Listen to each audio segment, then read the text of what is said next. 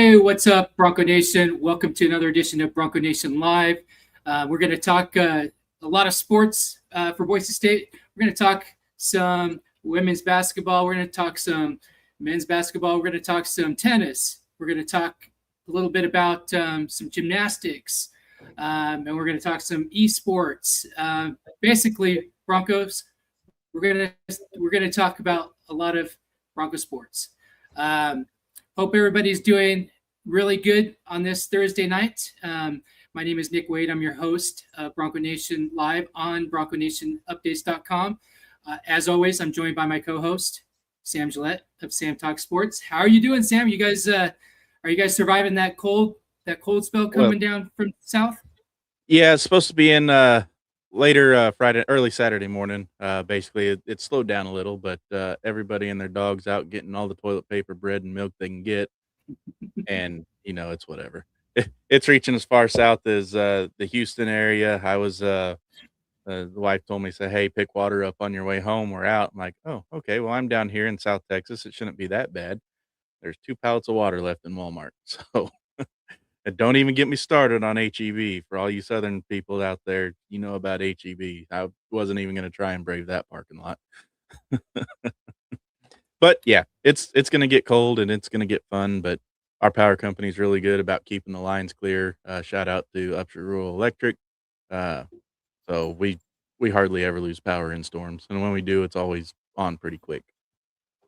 So well, Bronco Nation, we sure are glad that you're here with us tonight. Hope you're all doing well and braving the cold front wherever you're at, or across the country or around the globe. We're happy you're here with us, talking Bronco sports.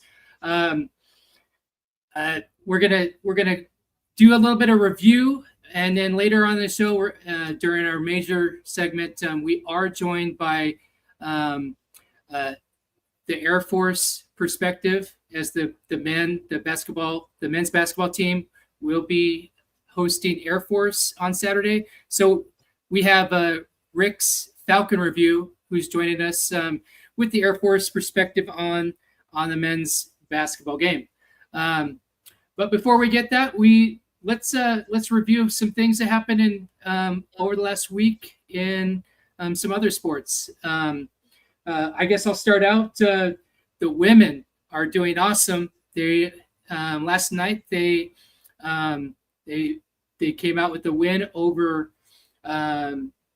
Fresno State, led by Libby Hutton. The Broncos are now 15-5 overall, 6-3 in the Mountain West, and they won their 5th straight, conference win. And then they're also 11-1 at home at the X. Libby Hutton had a career high 25 points. At the half, the Broncos found themselves about 2 points down, but then after the half, our superstar, Danny Bays, came out at the half. She was in foul trouble. In the first half, she came out just blazing and got the Broncos going and gave the Broncos enough energy to pick right back up, and Libby just took over the game. Again, she had a career high of 25 points. She got our player of the game, Loretta's Music Studio player of the game. Really, this was the game of the Aussies. They took over. Danny and Libby, both natives of Australia. 39 points between the two. Yes, and really, I think it really helped with Danny coming out hot right after the half, because this was a game that was going back and forth, and without that jolt of energy coming back from the half, I don't know if the Broncos, win a 5th straight. Just how the Bulldogs were playing them pretty tough. Yeah. So, great season so far by the Broncos. They haven't won 5 straight since the 2019-2020 season, and that was the last season that they won the Mountain West Championship. So very hopeful that they come and they continue this momentum this season, because it's been a 5-year drought, and really want to see Coach P get that conference championship again. Yeah. And the men, they're on a 2-game win streak. They, dang it, tried to pull this up while I was talking, and it did not work. They just took care of business against Colorado State or Wyoming. Wrong one. There we go. Nope. There it is. I don't know why it does that. There we go. Took care of business against Wyoming, 81-65, improving to 11-8 on the year, 3-5 in conference. Wyoming drops to 11-8, 2-6 in conference. Really on a upscale. And Nick, you could probably agree to this that they're starting to play a little bit more like a team now, wouldn't you say? Yeah, and another thing too is you're seeing Andrew Meadow kind of step up. He's been kind of absent the last few games. Dylan Andrews, his shots are dropping, but really, yeah, we're seeing a lot better cohesiveness with the team. Yep. And you said Andrew Meadow, and he is our Crosby Custom Coatings Player of the Game with 21 points and 3 rebounds. And I believe no, he didn't have an assist. It was 21 points, 3 rebounds. So, but he was really instrumental in that. It seems like we're getting more consistent 20-point scores than what we were since our slump after the San Diego State game. So it's really good to see the team start to kind of regain the dominance that we thought they were going to have all this time. So uh, really good. We got Air Force next, and we're going to preview that with Rick here in a few. But what's them gymnasts doing? We just had Emma Loyam on last week talking preview and gymnastics. What's going on in the gymnast world, Nick? Yeah, so Boise State Gymnastics went down to Provo, visited. They had a meet with BYU last Friday. They showed out really great, but I mean, you just saw just kind of the gap between a Power 4 program and a mid-major like Boise State. BYU edged out Boise State 196.300 to 195.025. Standout was Maria Nero, our freshman. She captured all around and on Friday night. If she doesn't get picked up by somebody else, she's going to be something special with the program. Yeah, and I found out that they like to call her Ray Ray, and that I'm good with that because it's a lot easier to say than Maria. So I always want to say Mariah, but yeah. So Ray Ray, she had her breakout against BYU last Friday. Unfortunately, they lost, but I still thought that they did great in showing. Other notables was Kylie Hamby. She earned a 9.85 for second place on the apparatus, and also you saw Delaney Reeves and Blake Pascal. They both scored 9.825 on the floor for a 4-way tie at fourth. Yeah, super excited for this team. We'll get into a little bit later. They are heading into some conference meet, so we'll preview that later on in the show. Yep. All right. So just a quick update. My son Bry, he is going to be back with his esports corner. If not next week, then the week after. He's got to kind of see what his work schedule is going to be like, and if his boss is going to give him Thursday evenings off, maybe move his schedule around a little, because right now he does work Thursday nights during the show. If not, he's going to record his esports segment and bring it back. But until then, I'm here to tell you that the Rocket League is still hot as they were whenever they won the Mountain West Conference Championship. They beat Utah 3-0 coming in, and I believe it was 3. Let's see. Where did that go? Dang it. I lost it. Anyway, 3-0 win. Um, Emiliano Flores and Cade Hall both scoring 9 goals for Boise State. So, and then Preston getting a goal himself.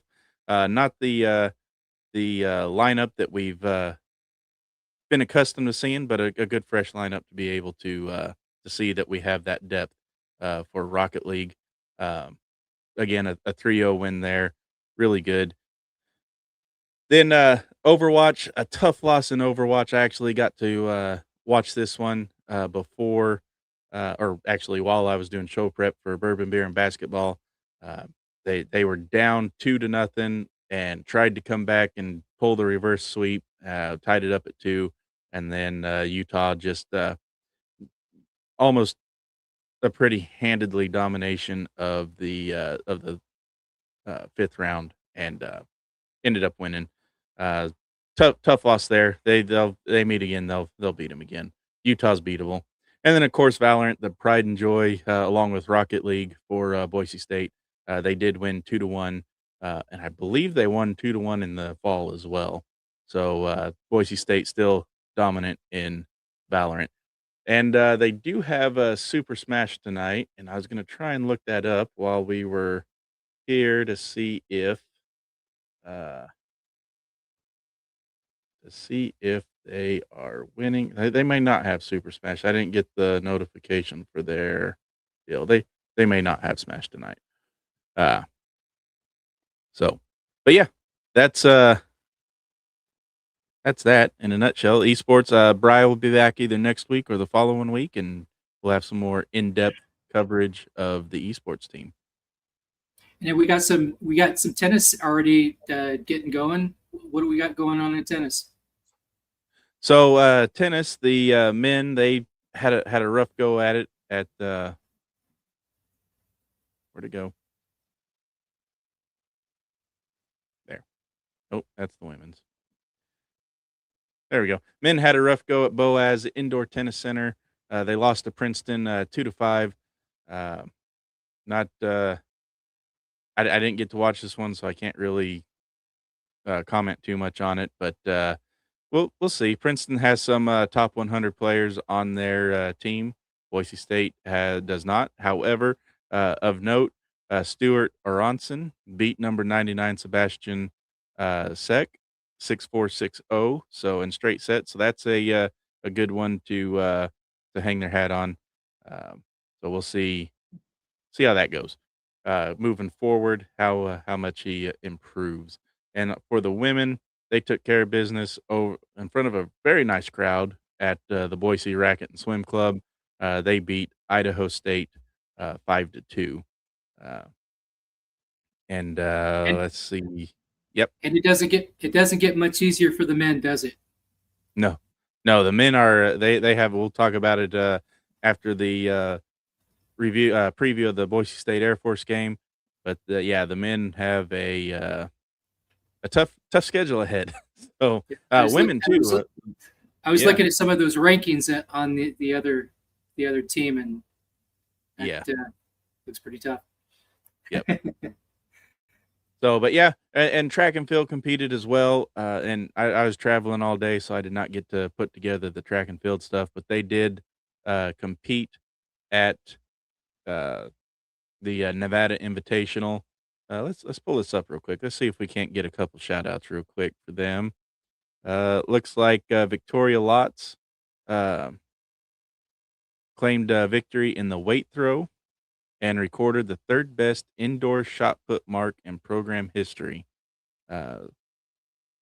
throwing a mark of 19.21 meters. So then the runner up in the event finished with a 15.14 meters. So that's a pretty significant gap there. And then in the two athletes, Boise State sent 2 athletes to the finals in the 60-meter hurdles. Campbell Brittenall ran his best time of 8.8 seconds to finish 6th, and Wade Pollock placed 7th with a personal best of 8.58. And over the course of the 2-day meet, they recorded 23 personal best of them all. So good stuff. Good stuff coming out of the track and field. And there we go. That's your on the fly recap of track and field. We got to shout out our good friend and freshman hurdler, Chase Lawyer. He's been doing great so far in the track, but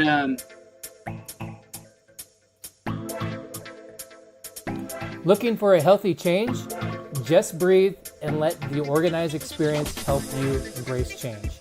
The Organize Experience team masters the art of helping people find freedom through decluttering, organizing, and creating organizing systems.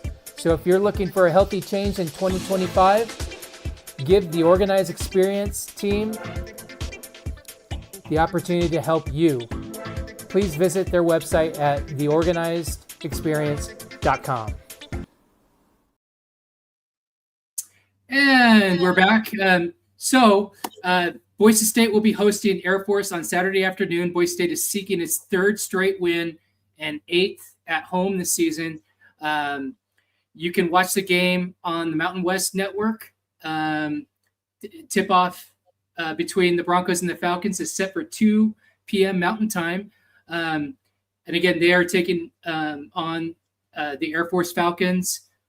They've matched up 27 previous times, with the blue and orange owning a 21-6 record in those contests, dating back to February 11, 2020. The Broncos have a 10 straight head-to-head games against the Falcons. Join us tonight is a different perspective from the Air Force Falcons. Tonight we're glad to have our guest on from Rick's Falcons Review. Welcome to the show, Rick. There we go. Give you the salute there. There you go. Hey, Rick. This is Rick Pillay, like Chevrolet.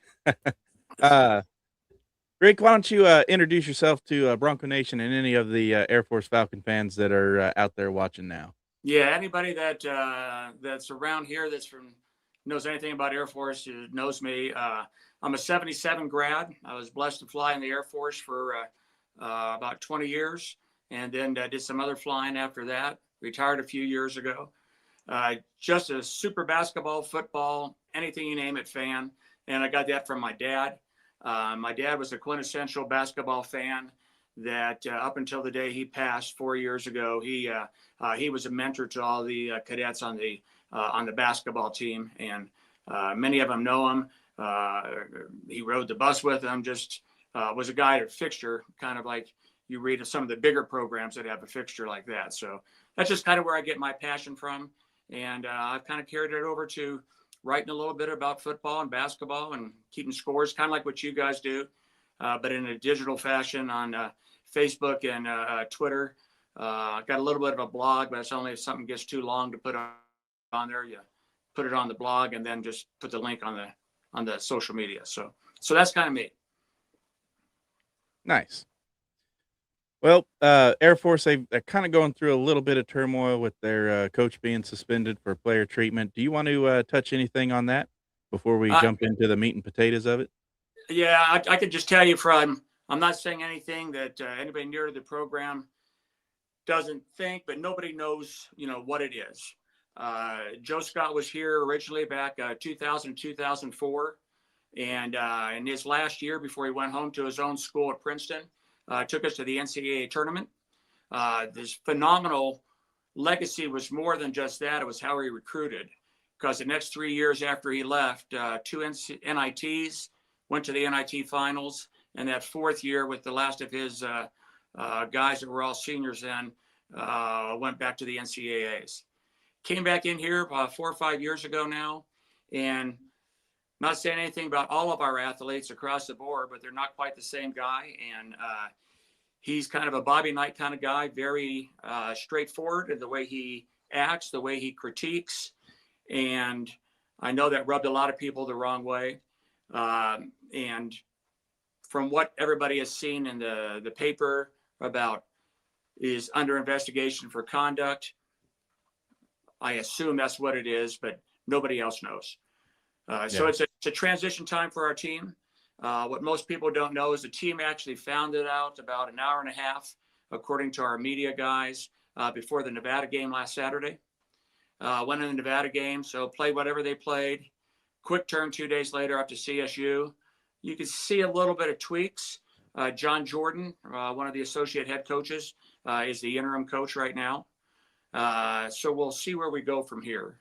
The best thing that we have going forward with that is we take on obviously a very tough Boise State team. And then the best thing that could happen to us right now is next week we have a bye. Yeah. So they'll actually be able to take these guys that we have with the new hierarchy and the coaching staff and be able to go, here's what we're going to do now, or we're going to leave it the same, or whatever it may be. But I see a different atmosphere, emotion on the players on the sideline and on the court right now. Not quite looking over their shoulders, maybe they were. Well, one thing that, and I asked this of Alex during football season, you get these military schools, the Armies, Navies, and Air Force, and of course, the last couple of years for Army and Navy excluded in football, they really haven't been great. And you think that the nation's best soldiers that are going there would be more disciplined to be able to be nation's best teams, but I guess that's not always the case if you don't have a coach going for them too. That's exactly right. You know, a lot of people don't really understand how nil and transfer and all that, and even the extra years starting with COVID, and now it's nobody knows how many years you can really play. True, right?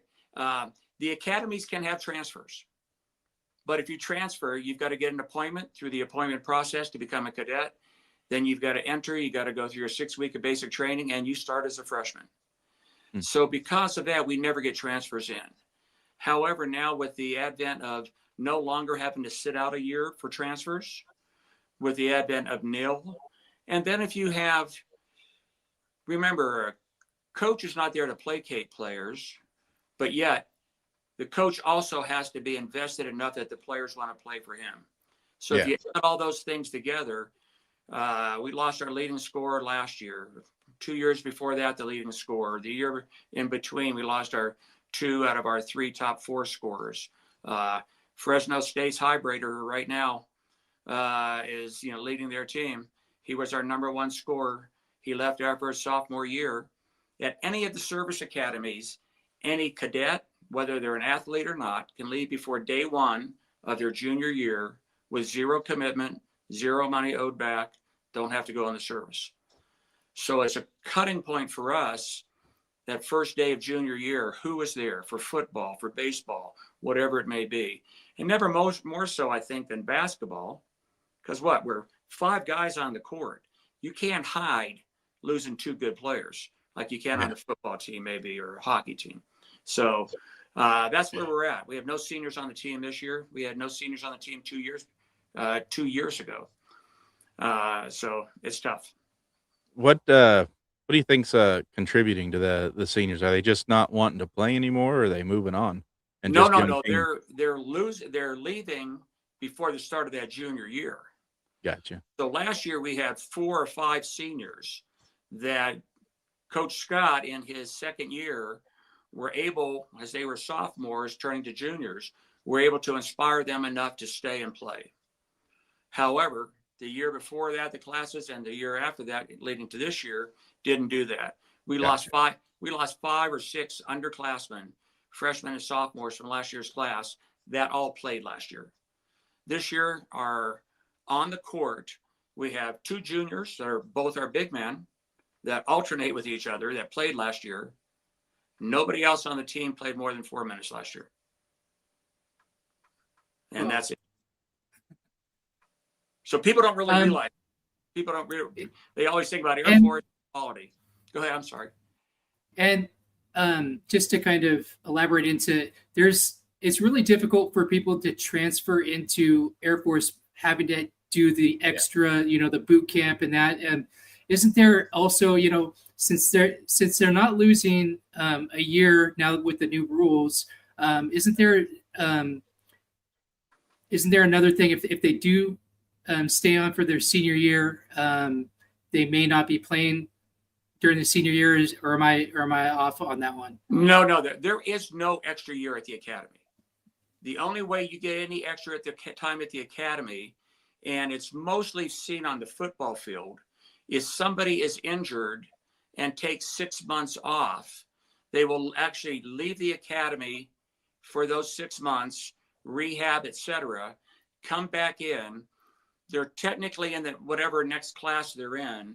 And so then come December, they finish that new last 6 months, they graduate, commission, and go become a second lieutenant. We've explored that in basketball over the years. I've heard talk and everything. But the problem is that doesn't do any good for you. Because you're not going to say, okay, we're going to hold him out for the fall and just bring him back January 1st. So he has 6 months and graduates. It doesn't make sense. And why would you have somebody come back knowing they're going to leave in December when you're trying to get your starting five, as it may be? The only player that we've ever had that transferred in basketball was Nick Welsh in his sophomore year back in 2000, that 2003-04 season. He played that season. He was a Co-Mountain West Conference Player of the Year with Araujo from BYU, who got drafted by Toronto. He had a shoulder surgery at the end of the year. He was out for the whole next year and then came back and then played in that last NIT semifinal run and NCAA run. So it's actually harder for the naval academies and the academies in general and the military forces in the transfer game, gaining transfers and it makes it easier for people to transfer out. But mainly getting transfers to transfer to the school because of, the boot camp and all that. And there is none. There's zero. Nobody comes here because, again, you may be in year 2 or 3 of your college. You're still going to start as a freshman, have to go through 4 more years to include the military. Now, if you transition back a little bit to football, the reason you see the disparity in the teams the last couple of years is 3 years ago, during the COVID year, players had the option, or all cadets had the option, at least at the Air Force Academy, to take 6 months off. Large majority of our Air Force football players did that. So that following year, which was 3 years ago, they came back, plus we had the regular guys that had been playing experience. We did real well. I think we had a 12-3 season. Navy and Army did not do so good then. But yet, those players, they grew up during that time, have had the success that they've had on the field the last 2 years. All right. Let's take a look at some of these stats. Air Force, three players in double-digit scoring, 11.9, 11.7, 11.6 per game, and Caleb Walker, Cam Sanders, and Lucas Hobbin. But why don't we talk a little bit about them, Rick? Who needs to have of the three, and maybe all three collectively, but who's more primed to have a breakout game against Boise State? Well, I think right now, Caleb Walker did not play the last 2 games with a lower leg injury. Do not know what his status will be. He's kind of our Energizer Bunny. He is one of the 2 juniors that are back, 6'9", I want to say, 230, where West Silahusky is our 7-footer. But Caleb, he's blue collar. He digs, he grinds, he goes inside. At one point in time, and he may still be there, he was in top 5 throughout the nation 2 weeks ago in field goal percentage. Now, the hard part with that is in the Princeton offense, one of the things that's predicated, which we're not doing across the board good, is shooting the 3. And that is definitely not his forte. So that takes it away from the offense there. You mentioned Cam Sanders, Hoban, and then if you take a look at the next 2 guys, Robinson and Greenberg, our number 2 through 4, 3 of those guys are freshmen, 2 of them true freshmen straight in, and 1 of them's a sophomore. The player that really has to do good, or the 2 players, is Lucas Hoban and Ethan Greenberg. They are our best outside shooters, and it's the biggest part of this process with the motion offense we play, it's really not a total true Princeton anymore, is you've got to go inside and you got to go inside out. You know, you try to get in. You guys have seen us long enough, know how we try to play the overman, try to cut the inside. And then if it's taken away, hopefully that means somebody's going to be open on the outside and make the shots. This year, we're shooting only like 25% from the three. So the big two would be Sanders and Greenberg as far as shooting the three ball. Those are the two that I really hope that can stand up against, you know, your pretty high pressure defense. You guys hounded us last year. I remember that game. I was at the home game last year and watched the other game, and tough. Yeah, so that I think that's going to be our big challenge is, can we get the people that should be shooting well from the outside? I don't need them to go 7 for 10, but a good 35 to 45% just changes everything. Yeah. Right now, they're ESPN has them at 29.6% from three. Yeah. So still not great. Another not great. I was looking is their free throw percentages, 64.5. What you want to touch on that a little? Yeah. So in the Air Force, you always talk about your young fighter pilot officers, your second lieutenants. You go, they can always have 10 attaboys, and it's always erased by one osh. Yeah, you see if you can imagine. Meaning our guys are either on or off. 2 games ago against Nevada, we shot very well from the free throw line. I think it was Nevada. And then the next game you go out there and you shoot 60%. Just not consistent. And it's not because they don't practice it. I know that for a fact. But I think it's the whole thing is when you start behind, you're starting to press, you miss a shot, and going back to the start of the conversation. I'm telling you, these guys were up and down the court looking over their shoulder at the bench every time they did something wrong. I'll leave it like that. But that's 100% correct. It did happen. We got beat by too many against CSU 2 days ago, but they weren't looking over their shoulder. Maybe once in a while they looked like somebody's supposed to say something to me. Mm-hmm. So that is a positive. Walker and Robinson both also lead the team in rebounds, pulling in 5 each. What per game? Not 5 total. Of course, if Walker's able to go, who's going to be the more dominating force in the paint to get those rebounds and especially the second chance points? It's the second chance point side of it is going to be Caleb Walker if he's there and he's healthy, because he will battle for that. To include, he's one of those young men that really have the understanding about going back up after his own shot. Now, most of his shots are definitely well inside the lane and everything, but he battles for it. But Eli Robinson, who happened to go to the same high school my kids did right here in Monument, Colorado, he's kind of the same mentality.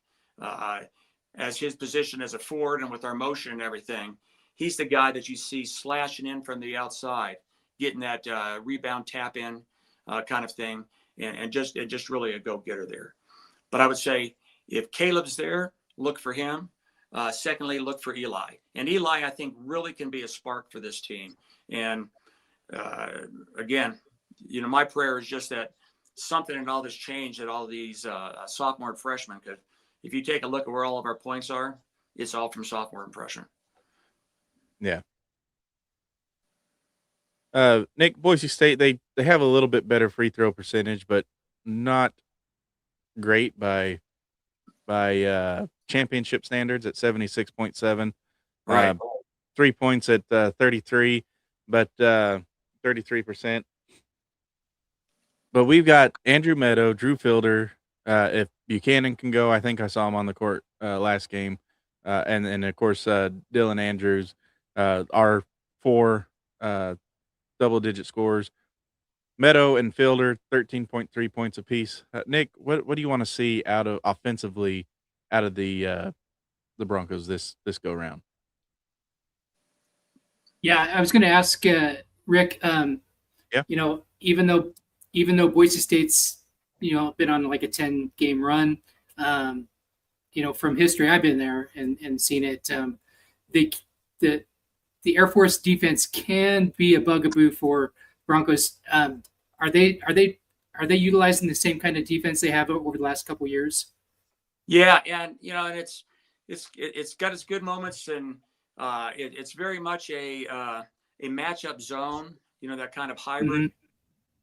This year we have done a little bit different every once in a while, some 1-2-2 or 2-1-2s, but I think it gives them the best, trying to maximize their the physicality that we have as compared to other teams.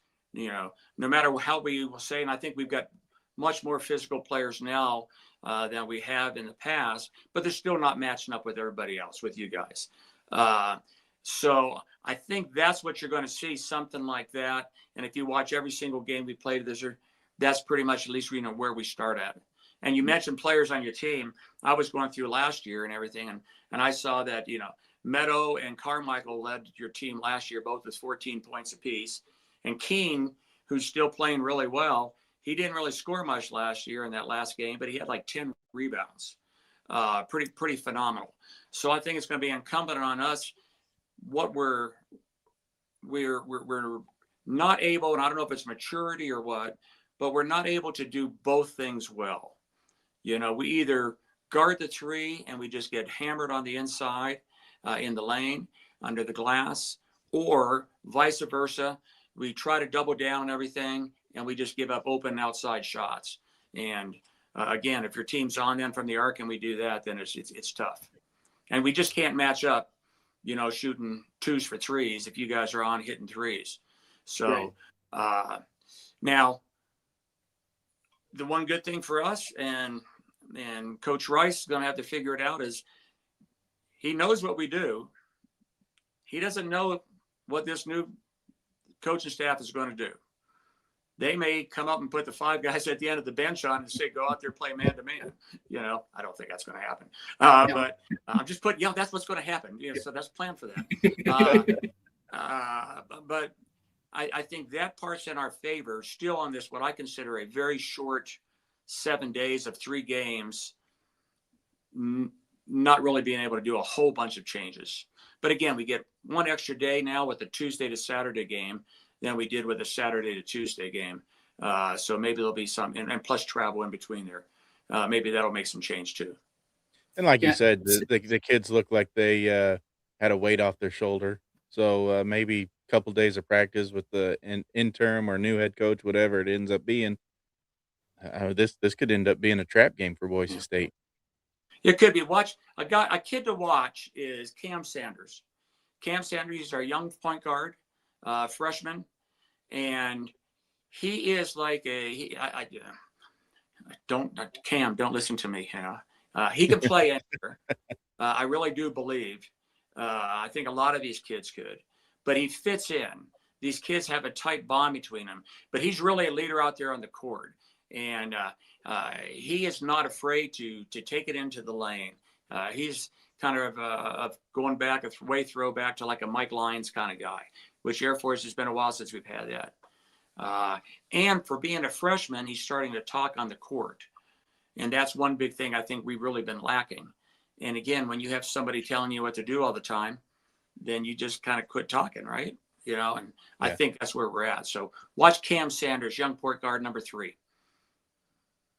So to answer your question, Sam, and I wanted to get the Rick's perspective on the D, and so this team that Boise State has is a little bit different from last year's. They can still splash with Peanut and Meadow back there, but I think what we saw last game and last couple games, that they're really successful when Drew's in the paint, scoring at will in the paint, and then you still have Andrew Meadow coming from the wing and forcing his will in the paint, but he can also splash it, beyond the arc. I think, to answer your question, Sam, I think by doing that, but also it's going to take those four top scorers to be in double digits again. I think if Boise State wants a chance to get one of those top 4 seeds in the tournament, you're going to have to. Andrew Meadows Emergence is going to have to continue to be consistent, as we've seen the last couple games. We really, you can really see we struggle and we suffer when he doesn't score and opposes will like we know he can, coming down, from the outside and coming in and driving at the rack. But we're really going to need to continue to see Meadow, Fielder, Buchanan, and Andrews to continue to score like they are. And if you get a hot Carmichael beyond the arc, and it's watch out. And so I'm guessing that it's going to be more of the zone that they've been seeing, unless this new coaching staff does something different.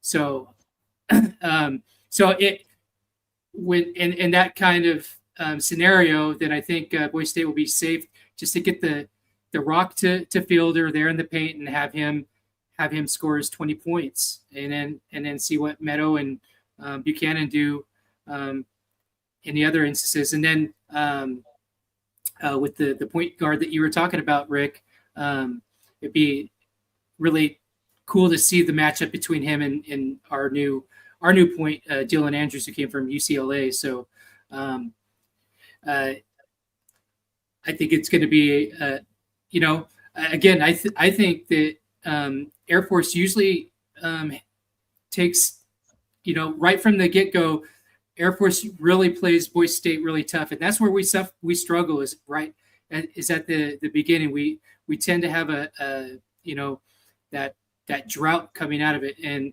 it doesn't. Regardless of what opponent the Broncos see, they cannot do that in these games.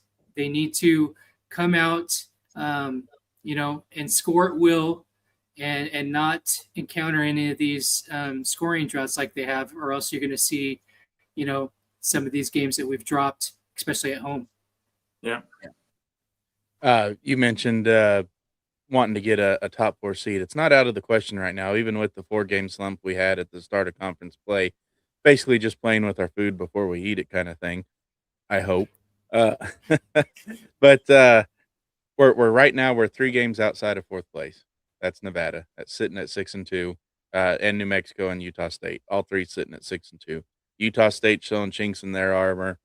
San Diego State, they lost to probably the biggest surprise of the Mountain West is Grand Canyon, beating Boise State, and then Utah State, and then San Diego State. Utah State and San Diego State back to back. That's kind of crazy. So they've got at Fresno State, at Nevada, and then they come to or they stay at home. We got to go to Grand Canyon, and that right there is probably going to be the game that tells if we're back or not. If we're gonna make a run, sorry, Rick, but Air Force is almost a guaranteed win. Albeit it could be a trap game just because of the guaranteed win mindset. If they think, they haven't won a game in the Mountain West yet this year, they're going through coaching changes and turmoil and all this, so we should go in and win this one easy. If that's the mentality going into this game, it could be a long night. It could be another Hawaii Pacific night for Boise State. So hopefully Rice has them on the straight and narrow. And then we got at San Jose State, who's another cellar dweller in the Mountain West, only having the 1 win. So coming up against Grand Canyon in a couple games, it's going to be, are we on a 4-game win streak coming in to avenge the Grand Canyon and Nevada losses, or are we going to be not on a 4-game win streak and hoping we get into the tournament and can make some noise there? So, and it all starts Saturday night, one game at a time, not overlooking 2 lesser opponents, thinking about the rematch against Grand Canyon. And that's why this Air Force game, it screams trap. Have you guys seen the matchup predictor on ESPN? Yeah, it's got just further solidifies. It's got Boise State winning 97.8% of the time. It does. Yeah. So story of our life. Well, I mean, But, you guys have a lot difficult, environment in the collegiate game.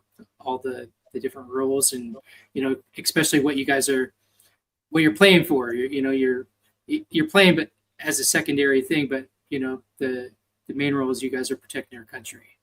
Oh yeah, Yeah. it is it is what it is, and we understand that just because how we recruit and everything, we're not playing in the Patriot League like Army and Navy. We're playing in the Mountain West Conference. Whether you want to call it the new, the old, whatever, it doesn't matter. That's where we're playing in. But I do believe with the right coaching that we can compete, we can get some wins, we can be a spoiler, and we've never gone undefeated in the Mountain West Conference. Knock on wood. So sooner or later, somebody this year is going to see the tides turn, and where it will be. And Yeah. I hope with the things that I hope we do Saturday, I want it to be a competitive game for us. I want us to win it. I think we can win it, but I don't want it to be another blowout. I think if you can get on the positive side of the turnovers, right now you're averaging 6.1 steals a game. Boise State 5.2. Boise State's giving up 12.3 turnovers a game, where Air Force is at 14.8. So if you could somehow flip that, I think you make it a competitive game. Because Boise State, when they get flustered, they tend to turn the ball over a lot. Our big And thing that's not out of the realm of possibility, because honestly, Boise State does turn the ball over a lot. So yeah, and that's the one thing with our young guys. It'll be interesting to see what you guys do against us. I know in the past I've seen zone from you guys, I've seen man, I've seen switching, and it's how we handle that pressure. Because that's one of the big things for me is that we've got to take care of the ball. Just exactly what you guys are saying, and the same thing for you. And also we're just like you guys. We always start behind, and then we've come back up and got within 2 points, 7 points midway through the second half, and then it ends up being a 25-point game at the end. We expend so much energy trying to get back, then there's just no more left there. And they're still trying to learn that killer instinct, that instinct that says, we've got to make this last shot to tie the game. And we haven't done that yet this year. Also, we've got to, we talked about shooting and this and that. We got West Husky 7-footer who has not yet played his complete game. And with the way the coach was running the offense, we really are not working to get the ball to him on the inside. So that is something that I am hoping we try to do. We'll see if it can be successful. But if the players don't give him the ball, you can't see whether he's going to make it or not. And he has not got the ball on the outside. But yet the last game he shot multiple threes because everybody on the team shot multiple threes and missed most of them. And that's an obvious mismatch too, is because Boise State doesn't have a true 7-footer. They have some tall guys. Fielder matches up well with him. Yeah, but he doesn't. He's not more on the slender side. So we don't have a true big. So I mean that is one of the places where we are mismatched. But Drew's talent does kind of shine through that. He's got a nice jump hook and stuff like that, and he's got a lot of heart and that effort that kind of compensates for that. But I mean if you can get your big going, that would be a nice opportunity for Air Force. Yeah, Fielder's got really good footwork for his size. Mm-hmm. All right. Defensively, Rick, who needs to shine defensively if Air Force is going to make this a close game? If we're going to make this a close game, I think Eli Robinson has to be the guy. He plays in the wing, but again, switching. But he's got very quick hands, and I think sometimes it gets lost. And even defensively to the point where he has some hops where he can get up and get his hand on that ball and cause havoc as a guy is going up. And then he's real quick to also go to the board for that too. So I think Eli's probably a good guy to watch. And yeah. And Nick, if Boise State's going to avoid the trap, who needs to step up on defense and shut down if Cam Walker does play, or excuse me, Caleb Walker, or Cam Sanders should Caleb be sitting? Who needs to step up and play shutdown there? I know you made mention earlier the Cam and Dylan Andrews matchup. Is that you going to go with that as well? No, I think if you want to go defensively, you're going to need RJ Keene to be the disruptor that he is and grab some of those rebounds, and then also have if they're going to sub in Parolin, for him to rip some of those rebounds on the defensive side, and then turn those into buckets on the other side. So I think the rebounding game is really going to help out Boise State. If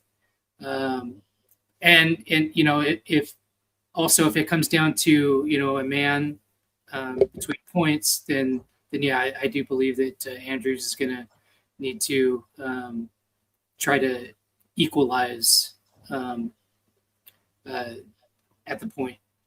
Yeah, and Boise State, they pulled down about 7 more rebounds a game than what Air Force does. Yes, so yes, sir. It's going to be fun to watch. However, field goal percentage is right there. So I mean, Air Force gets hot. This could be a tough one to watch for Bronco Nation. Let's hope that doesn't happen. I think I saw. I was looking at stats at one of the other games. Like, oh well, that's why we lost, because the team went on a heater from 3-point. They had like 11 of 14. And we couldn't make one to save our lives. I think that was the Nevada game, if I remember right. Been there, done that. Like one of those games where you're set, you're good, we can beat these guys, and then, oh, they decided to have the one guy that we didn't think could beat us get hot and beat us. Yeah. All right, well, let's get to some score predictions, shall we? Rick, since you're our guest tonight, how do you see this one going? Oh, I never pick scores. I never pick scores. I'll go out on a limb. Say Air Force is going to win by 1. Ooh. All right. Well, we'll see you later. I'm just kidding. Nick, what you got here? I think that that Boise State's going to continue on their momentum. I think they'll score in the 80s. Sorry, Rick, but I think it may be by 15. But I think that they'll score in the 80s and get Bronco Nation some free tacos from Taco Bell. There you go.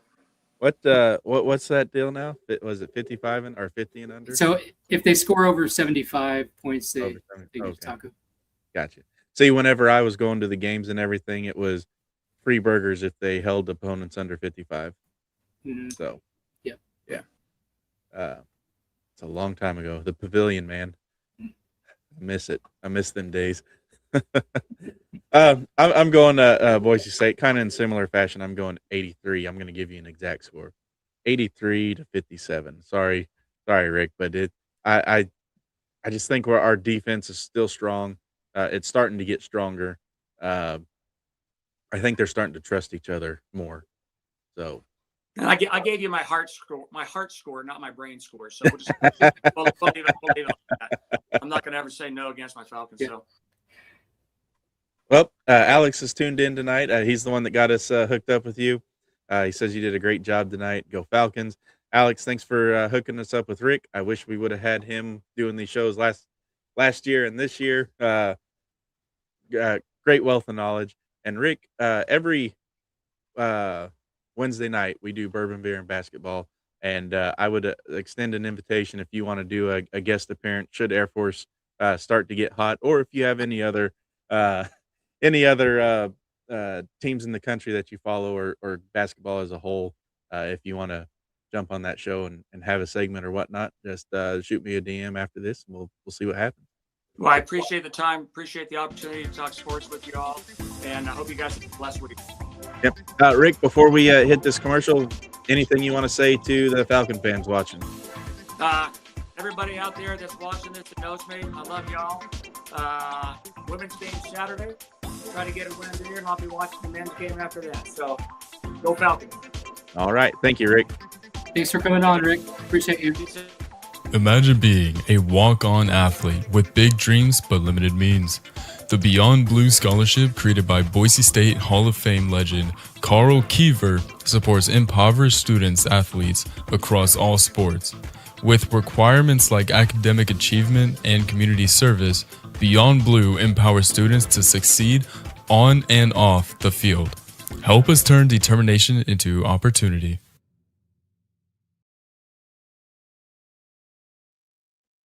All right, and we're back. I sure do like getting that other perspective from these other teams. So that was very, very awesome idea you had during the football season, and love getting the different flavor on, and it's nice to meet these other people, and then making new connections. It's all about relationships, right? Yep. So we've got a bunch of sports coming up this week. We do. The men's tennis, they are in Fort Worth. Going to be playing Georgia, it looks like, on Friday, I mean. So that's going to be a fun one to watch. In about 13 hours, it's the kickoff of the ITA kickoff weekend. So let's see, is this an outdoor or an indoor? Because they may not actually be playing if it's outdoor.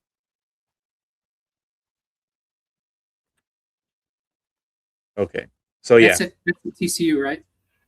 yes. So this is going to be. See, I'll just read this real quick. Boise State men's tennis will compete in the ITA kickoff weekend, hosted by TCU in Fort Worth. The Broncos will first face Georgia on January 23rd at 10 a.m. Mountain, and they'll either play number 5 TCU or UT Arlington, most likely number 5 TCU. However, the championship and consolation matches are to be determined due to the winter storm that's coming to the area. And right now, that storm is looking to hit early Saturday morning. So I do not think that that there will be a Saturday match. Let's see, is this a 2-day event or just a 1-day? It's a 1-day. So yeah, they actually may get to the consolation. I thought this was a 2-day event. So yeah. And it looks like they have at least 6 opponents that are in the top 50 in the nation. Yeah. And it's so a daunting task for the men here. And then in their doubles, I'm seeing that they have 3 teams in the top 25 that they're facing as well. So yeah. So for Boise State, I mean, they're only 9-27 against SEC opponents, and Georgia's 8-time national champion. So it's a really good test for them early in the season. So going to be a fun one to watch. Carson Baker and Avery Talixon. We talked about them at the end of the fall leg of the tennis season. Both are 1 doubles win away from hitting 10 on the season individually. Talixon is also 1 victory away from 40 career doubles wins. So, not just championships on the line here, but also some double-digit wins on the line as well. And I think with the winter storm moving out, it's going to be rainy all day Friday. So it's I don't know. They may, if they get through the first round pretty easy, they may be able to get into the second. But I wouldn't hold your breath. But gymnastics has what looks like they got 3 different meets on Friday, Nick.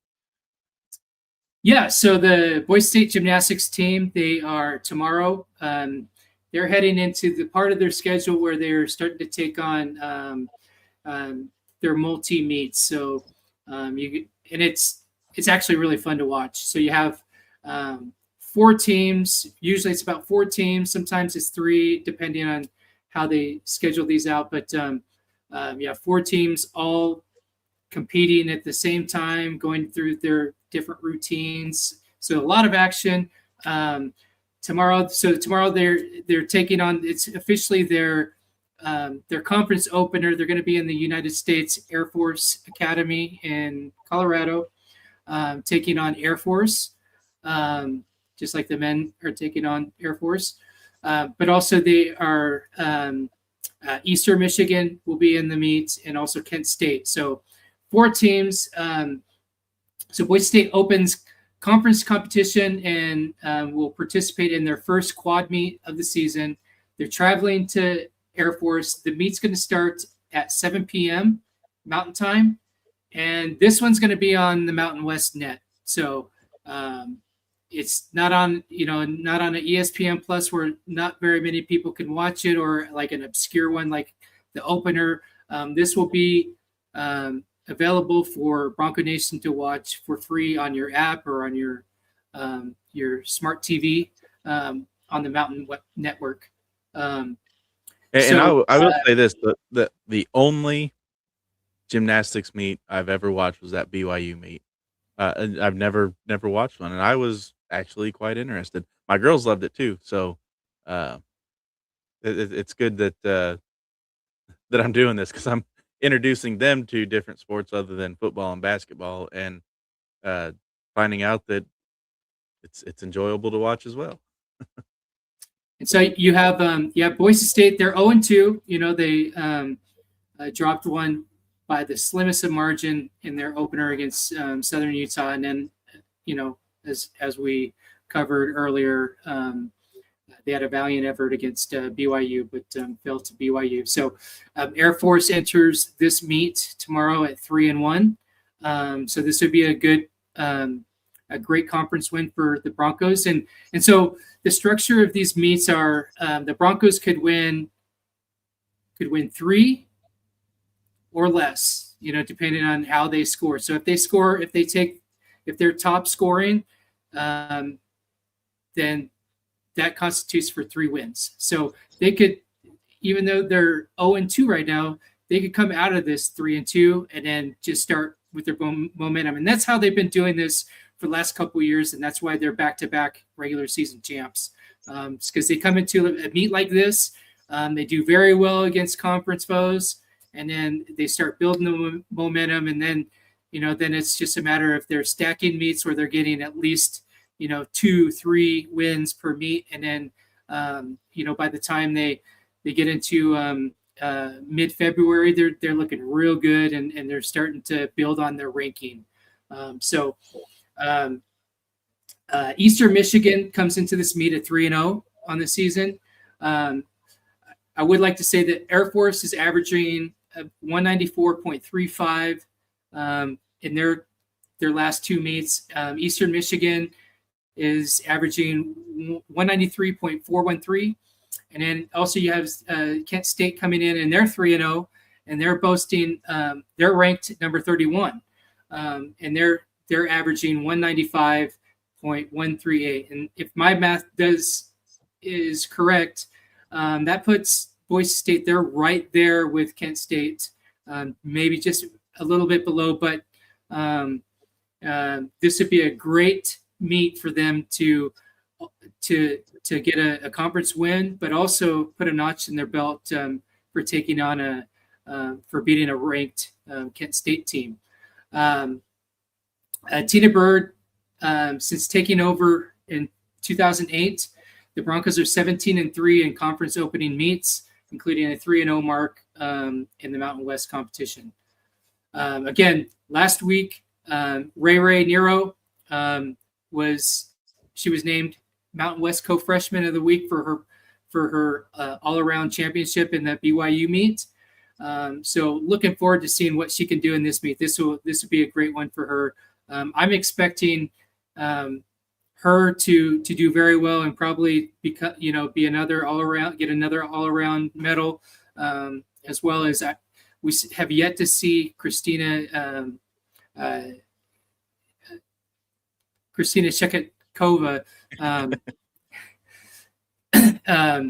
Need to find a nickname for her. Place again. She's the one that coined that quote that we're just on a ball that's floating, and Mm-hmm. Yeah. But so I'm looking forward to seeing how she does, and then Delaney Reeves. I want to see if she can back up her performance from last week on the floor, and also Blake Pascal, the senior, to really start taking over. It's time. It's their third meet. As Emma said, that some of these meets they get,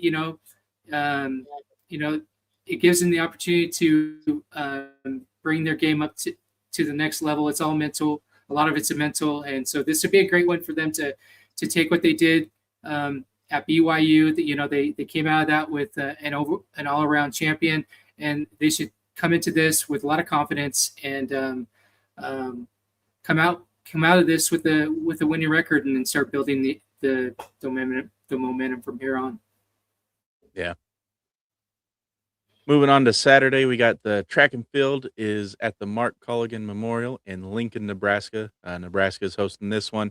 If you go to broncosports.com, click on their composite calendar, they do have a link to watch it from the Nebraska website.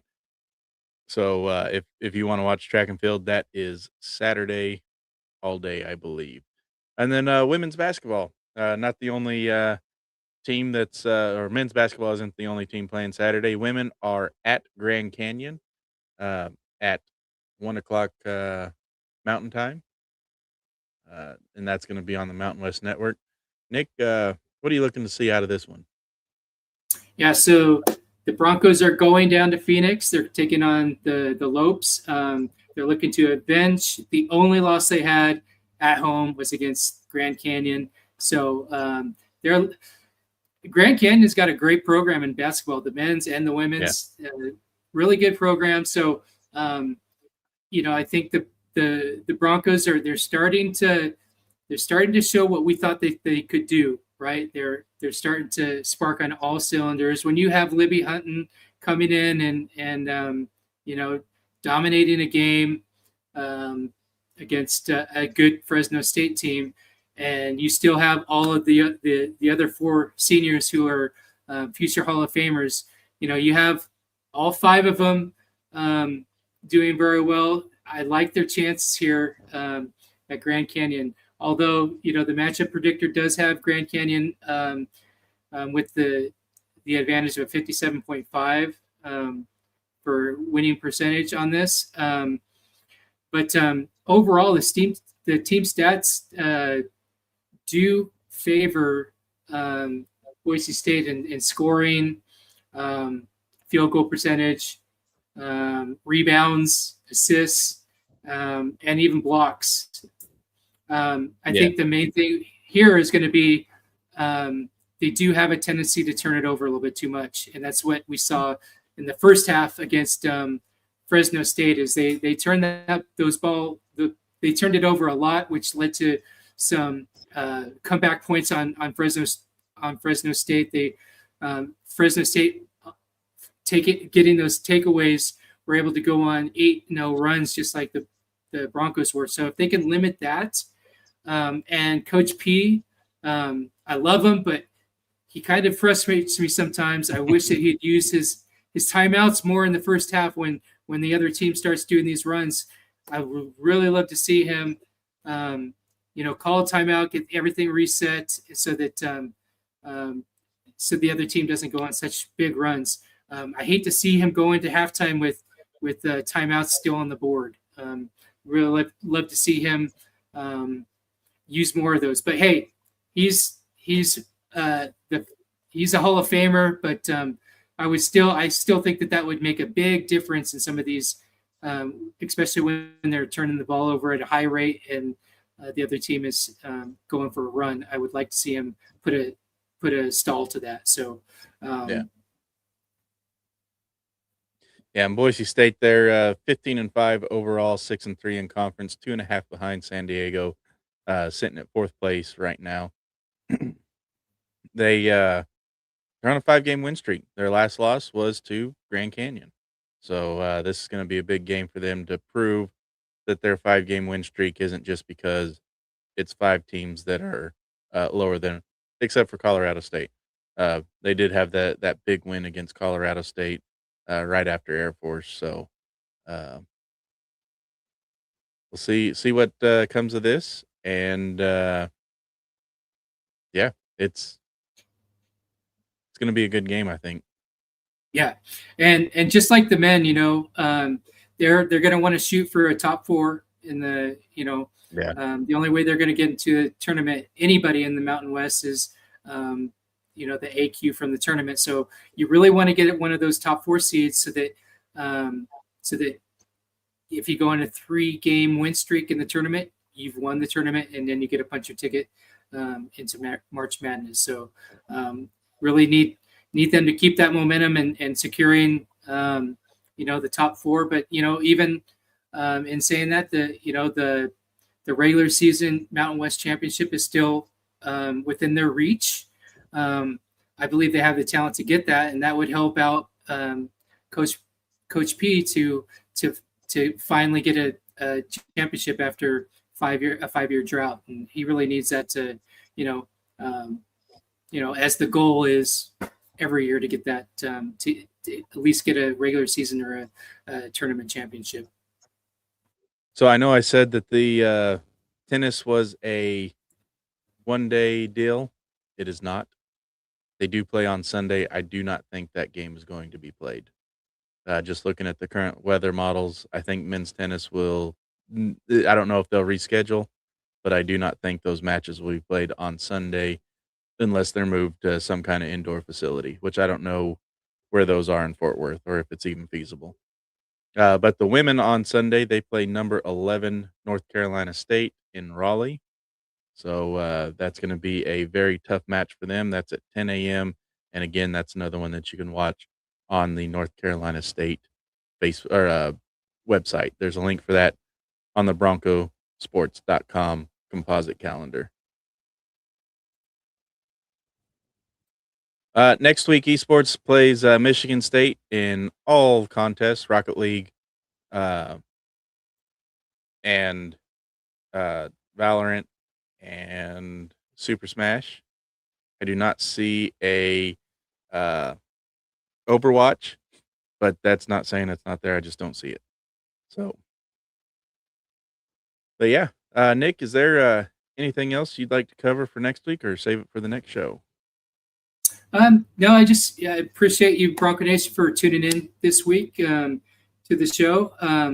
As you know, if you're watching the replay, really appreciate you watching the show, and make sure that you're giving the show a like and a share. And we're just like you. We're blue collar fans, and we like to cover the sports the best we can.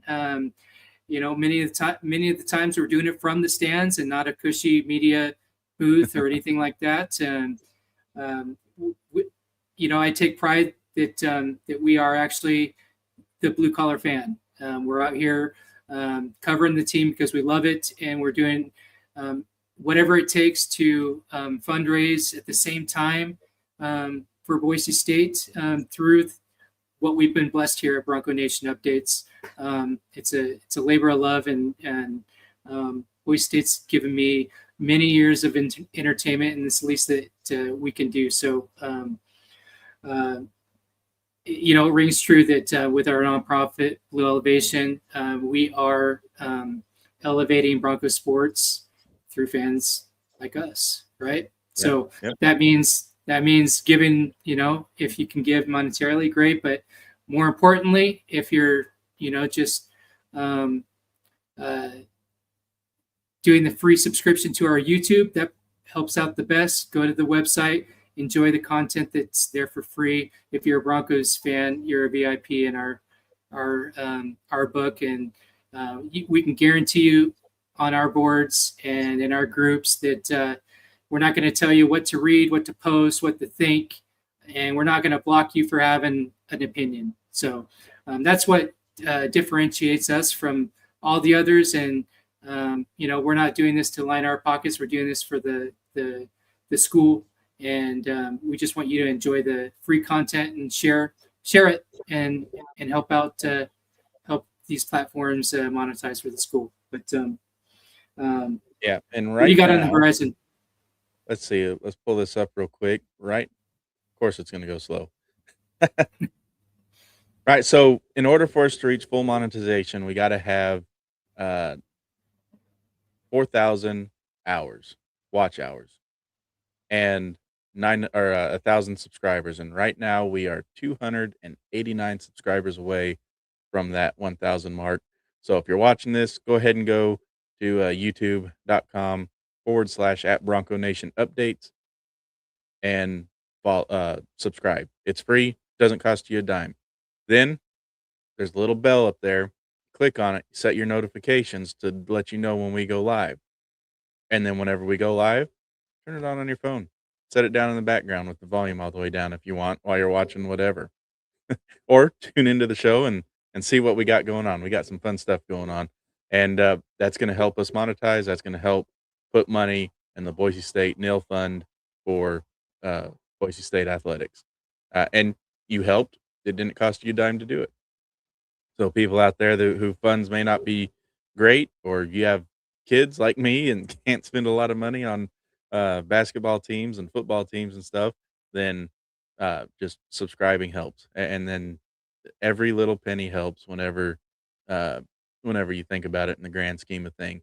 If you say to yourself, "Oh, my $5 or my viewership isn't going to work, so I'm not going to tune in," and then you multiply that by 1,000 people who said my viewership ain't going to matter, so I'm not going to tune in. Well, there's 1,000 people there that just didn't help, and that makes a big deal. So if you had 1,000 people and they're viewing, and I'm just going to use arbitrary numbers because I don't know the ins and outs and how much it actually is, but if you have 1,000 people that are viewing, and if they view long enough to earn $1 of for the NIL fund by just viewing, that's $1,000 you can chip off to for the NIL fund. But it takes a village. I said this a couple weeks ago. It takes a village. It takes everybody if you want to do it the cheap way. So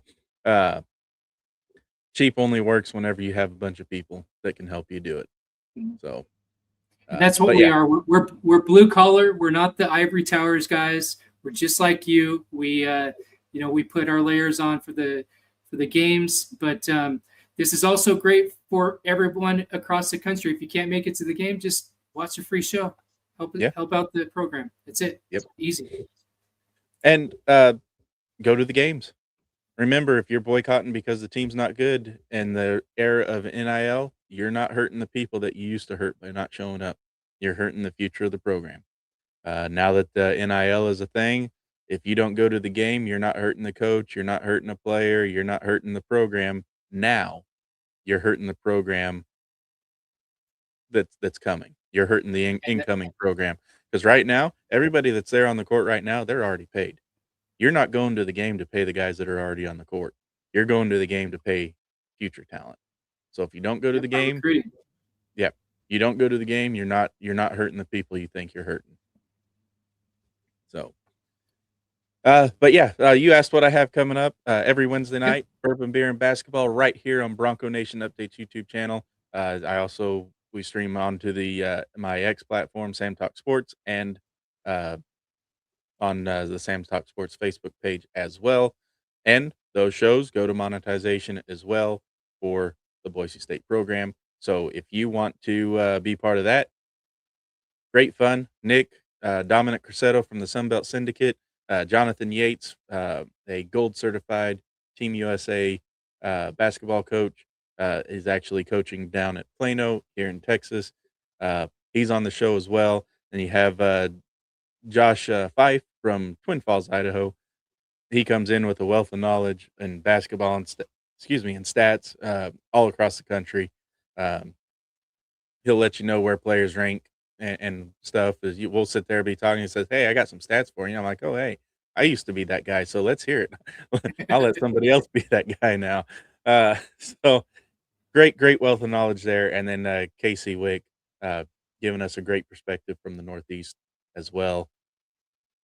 And I think and then me. So, but yeah, we have fun. We share some our beers and some bourbons, and trying to get some different people in to kind of talk over some bourbon stuff with us. And we actually have a very unique show coming up, not this week but next week. Stick around for that. I'll once I work the details out for that, you'll be able to come in and watch it and see how that goes. So, but yeah, great show, great fun, just lighthearted basketball talk. Come give your takes and help the channel grow too. Even though we're not talking specific Boise State and bourbon beer and basketball, that money still goes to Boise State. Don't tell everybody else I said that. and there's a unique entertainment aspect of it. And if you want to know what that is, go to yesterday's show and watch it.